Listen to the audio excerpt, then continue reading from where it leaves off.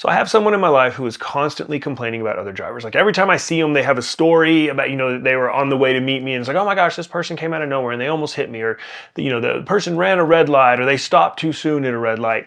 And, sometimes I'd even be on the phone with them talking and, it would always be like a near accident. It's like, oh my God, what is this lady doing? Get out of my lane. And just, it was constant like that. And so one time I was following them, we were actually going to meet somewhere and I was behind them and I got to see them drive. And they were clearly on their phone. You could see through the back window, they're looking down their phone. They left their lane a couple times, blatantly ran a red light. And it really kind of hit me in that moment. It's like, oh, everybody else is not the problem. Like you're kind of a bad driver and you blame everybody else. And I got to thinking about how often I see that in so many different forms in people. And the bottom line, I guess if we're going to talk about a bottom line for this episode, it's that if you see the same thing happening all around you, like if the same thing keeps happening to you over and over again, you see the same patterns, at some point you need to step back and ask if you might be the problem. Like you're the common denominator. So the driving thing, that was like a comical example of this. But looking back over my own life, it was something that had helped me change a whole lot years and years ago when I started recognizing that, the same thing keeps happening to me over and over again, the same things. I went through phases where I felt betrayed by my friends, or like my friends didn't support me, or like they weren't there for me. And these happened over and over again. And now in the moment at the time, because I was just an entitled, self-absorbed, just stupid little shit who couldn't see this stuff. But in retrospect, I was able to look back and say like, your friends tried to support you, but they tried to support you in ways you didn't want. Like they would actually tell you if you were doing something wrong. They would tell you when you were making mistakes. They would point to the root of what the problem was. Like, James, maybe you shouldn't drink and drive all the time, or maybe you should stop, using as many drugs as you use. Maybe you should get a job and keep it and you wouldn't be broke. I didn't like that advice, so I ignored it and I chalked it up to nobody supports me, nobody has my back, everybody abandons me. Oh, my life is just so hard because nobody gets it. And the thing was, by not realizing that I was the common denominator, that I was the problem, I was never able to solve it because I was always looking outside myself. When I work with leaders, one of the main things I look for in a leader, I look for mirror leaders is what I call them. And I'm sure this is an example somewhere. I'm not claiming to have created this, but it's something that's wedged in my head. I spoke with a leader one time, and throughout the course we were talking about maybe working together, but throughout the course of our meeting, every single thing this person said was somebody else's fault. Nobody supports me. I do this and they don't do that. Every time something went wrong, this leader looked out the window and said, why isn't anybody helping? Why isn't anybody doing their job? The best leaders I know, when something goes wrong, they go straight to the mirror and they say, okay, what could I have done better? Where did I screw up? They don't do this in a way of self-criticism or beating themselves up or anything, but they look to the place where they can actually do something about it, and that's themselves.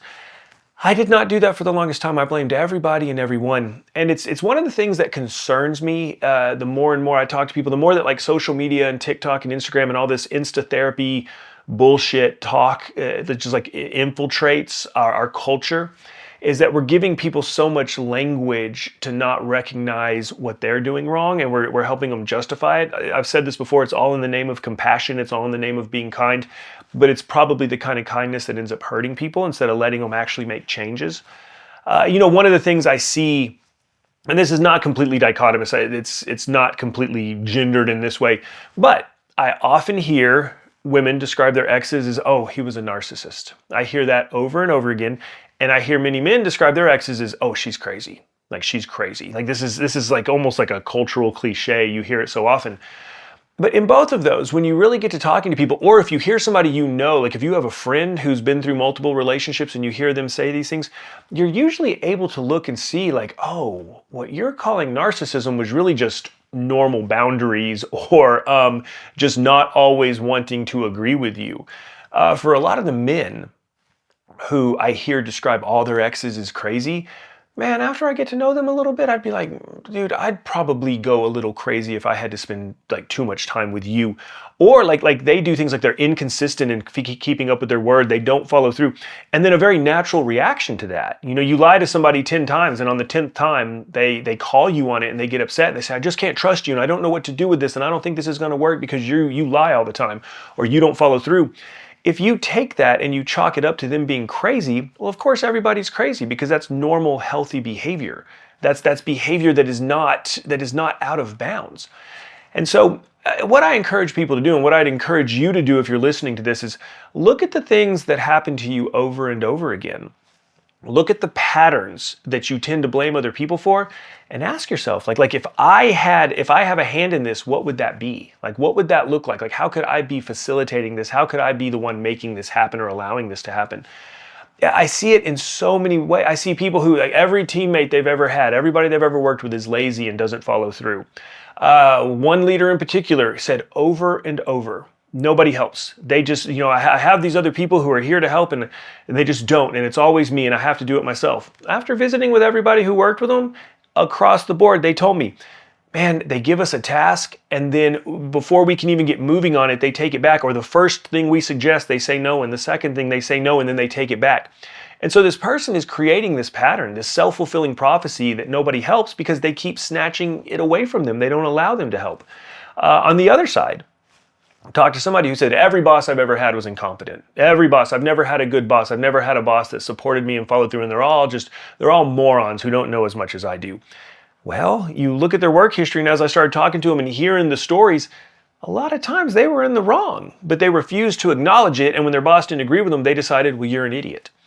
We can do this with so many things in life, but the thing of it is it's going to keep us stuck. This isn't about self-criticism. This isn't about like beating yourself up.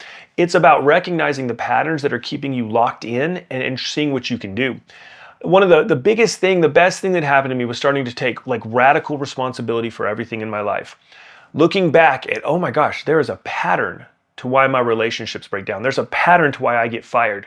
There's a pattern to my life will be going well, and then it suddenly falls off a cliff and shatters into a million bloody pieces that it takes me a while to clean up. One of the simplest things I recognized, what was one of the consistent things in all that? Alcohol. Alcohol did that. So many of my relationships ended because of alcohol. I'd get drunk and do some dumb shit. I'd get drunk and cheat. I'd get drunk and say something I shouldn't say. Or I'd just get drunk and break up with them because it was not worth it. Or they would break up with me because they got tired of me being drunk all the time. I got fired from jobs because of it. I would get my life going again and things would be okay, but then start drinking. And there we go. We've got a mess. Recognizing that pattern made it very easy for me to say, oh, well, I just need to stop drinking. That's not that complicated. When I did that, everything changed.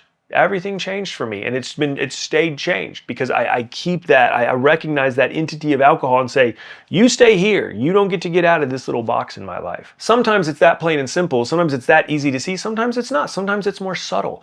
Sometimes it'll be something like self-sabotage because you're afraid of commitment or you're afraid of something actually working out for you. But you can start to unravel this yourself by just looking at the patterns in your life, looking at the things that happen to you over and over and refusing to blame other people for it. To step back and say, okay, what's my role in something? Because I have to believe that like if the same thing happens to us over and over and over again, we have to be part of the issue. We have to be part of the problem. And that's not a bad thing. When you realize you're part of the problem, when you realize you're part of the issue, if you realize you are the problem, that's a wonderful day. That's a wonderful day because you can deal with that. You don't have to wait on anybody else. You don't have to hope somebody else participates.